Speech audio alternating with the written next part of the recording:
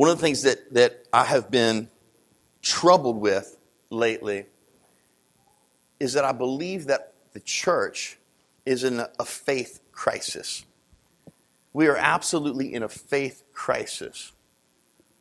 Most of us don't really know what we believe or why we believe what we're supposed to believe.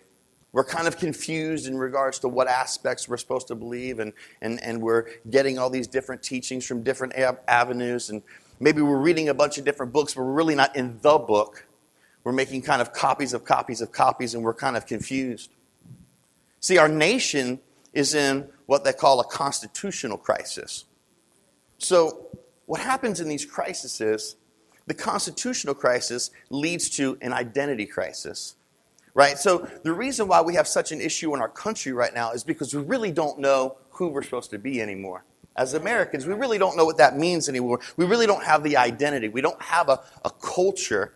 We kind of are multicultural. We're being pulled in so many different directions because our Constitution is in crisis. Well, the same thing happens in a faith crisis. See, a faith crisis really leads us into an identity crisis.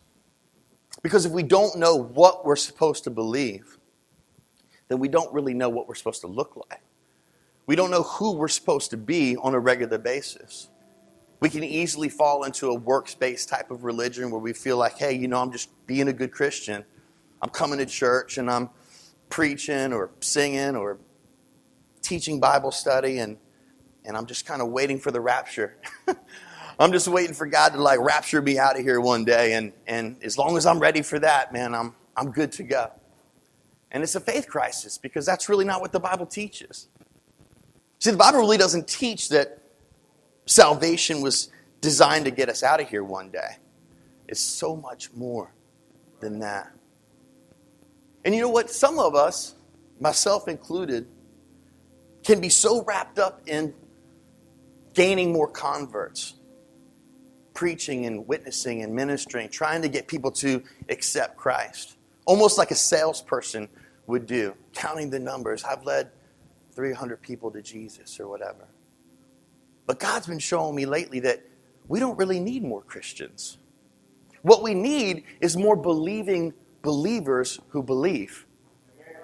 I mean, there's 2.5 billion Christians in the world.